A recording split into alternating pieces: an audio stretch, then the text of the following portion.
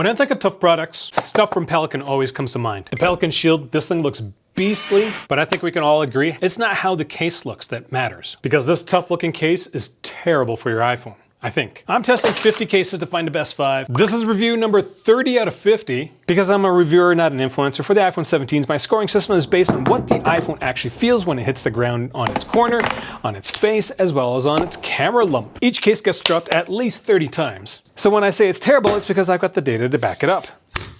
Design-wise, this case looks like it could survive a something really terrible. The edges of this case are thick. These are TPU edges glued to a polycarbonate frame, it looks like. Even from this distance, there's a ton of design elements. I got the aramid fiber version. It's hard to see it, but the piece of the case with the aramid fiber is actually sunken into the case. So this isn't going to scratch when you put it on a flat surface. These little silver things, they look like they're screws. I don't think they are, and they don't really serve any function other than to make it look cool, which I prefer over fake screws like you would find on an Urban Army Gear Monarch. Now on the inside, your iPhone doesn't sit on anything soft or shock absorbing. It's like the polycarbonate with some ridges. The case edges are quite high and the taper is pretty significant from the bottom to the top. And this is going to be important for some people. Comes with a belt holster. Oh yeah. Now weight-wise, it's going to add 75 grams to your iPhone. That's just the case. It's so heavy. Bulk-wise, it's going to increase it by 107%. Again, it's a beast of a case. Now when it comes to a grip, this case is extremely grippy. Edge of the case has a matte finish to it. And all these design elements on the edge become natural anchor points for your fingers. It just works very well. Buttons on this case are integrated so they feel extremely squishy and oddly tight at the same time. Like,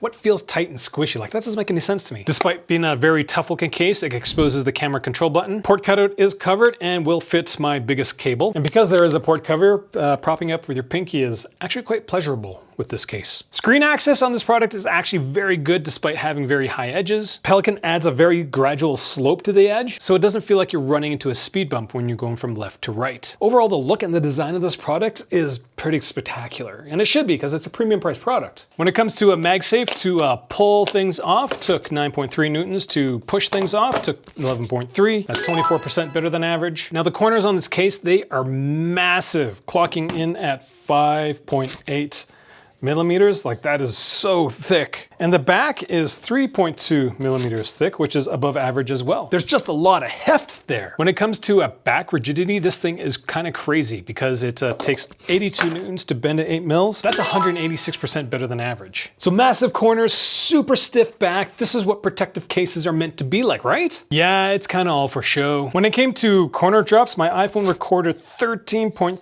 Gs. That's 27% higher than average. When it came to the rotation rate after the corner drop, that was 42% above average. The rate at which the case came to a complete stop, that was slower by 14 average, and the total force going into the iPhone was 27% higher. I don't know what to tell you. These are not good numbers. Not a single green in all of this. Now when it comes to face first drops, despite the super rigid back, despite the very large corners, the flex of the case going out like in this direction is really poor. Like, you can easily see me just pop the corner of the case off the front of the iPhone. Like, it is so very, very terrible. Which means this thing just fails so much. The inside of the case is part of the polycarbonate shell, but on the outside, there is a thin layer of TPU and another solid aramid fiber piece. So technically for the camera lens, there's 3 layers. And so when the iPhone gets dropped like that, initial impact is better than average. Total force is 30% better than average, but the settling rate, I pulled the red marker out, was 13%. slower. So when you drop an iPhone back first, which is, you know, probably the most normal way to drop it when you're using it, not bad. So would I get this product if it was not a review? The short answer is no, unless you needed the belt holster. But even then, that's a stretch because this product is meant to look tough, but it's actually not tough, which kind of defeats the purpose of this product, doesn't it? Nation to figure out what the best five cases are out of the 50 that I'm going to test. Again, this is number 30 out of 50. Got 20 more. Oh, this is taking up so much of my time.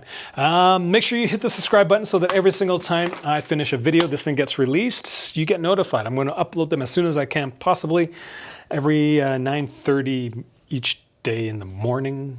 Thanks for watching.